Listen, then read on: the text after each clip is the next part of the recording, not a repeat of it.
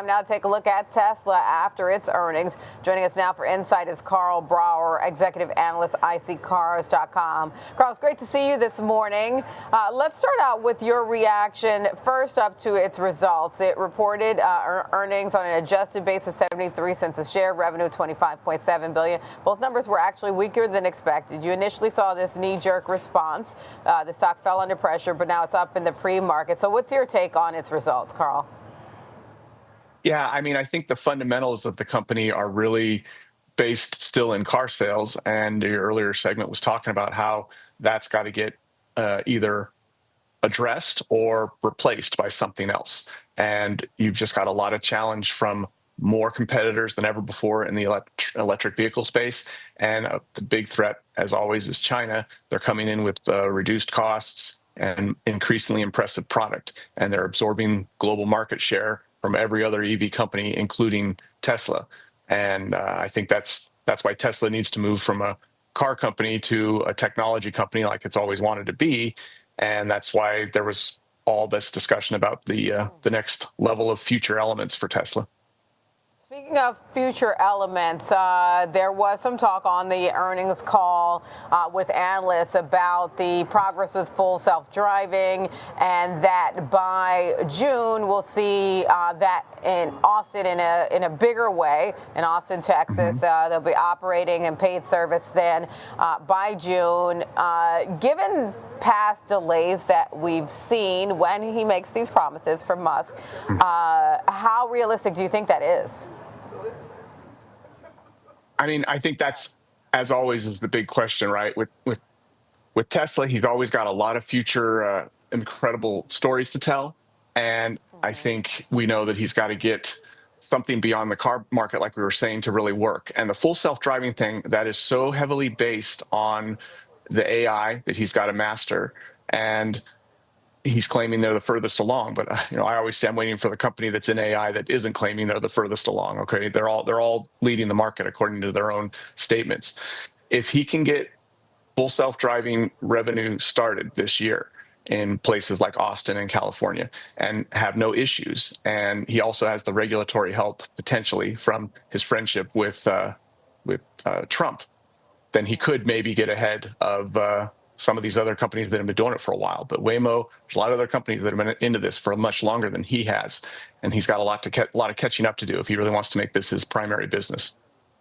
How much longer do you think Tesla can maintain its valuation and sustained trajectory? I mean, we saw the stock have a big bump after the election. It lost a little bit of ground, but it is higher today. A lot of it seems to hinge on kind of future casting. How long do you think that road is for investors to look more, and it seems like the valuation is more appreciated by the future casting? How long do you think that can last?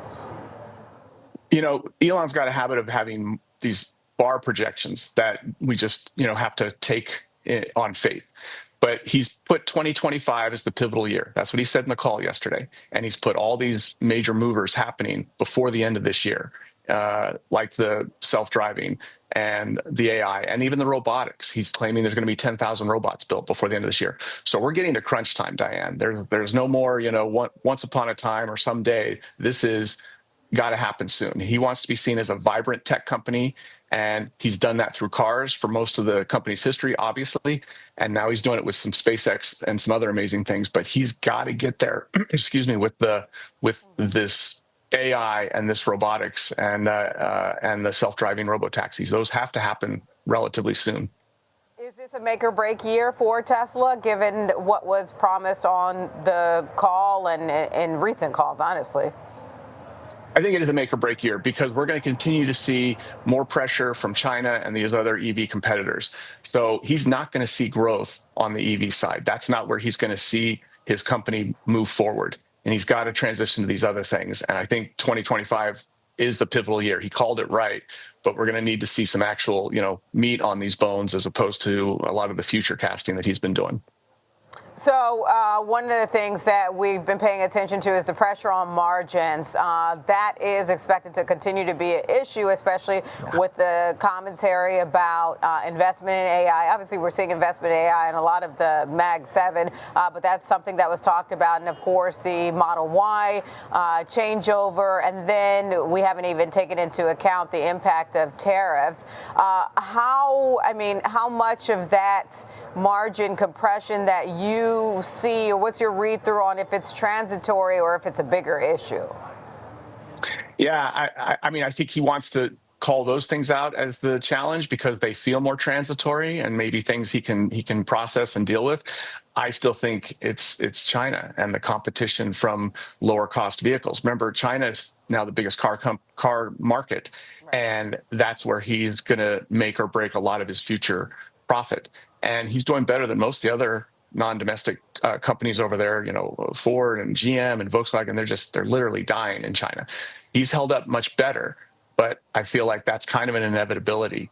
And I don't think he wants to really talk about that. So I think we're going to see issues on margins compressing, but I don't know how much of it's this transitory capex and spending and changeover things. I think it's really long-term China taking over that area. Well, right now, in terms of how investors are treating it in the pre-market, the stock is up 4% in the pre-market. So it seems like investors continue to hang their hat on the future path for Tesla. Karl, thank you so much for that insight. Karl Brauer, executive analyst, ICCars.com.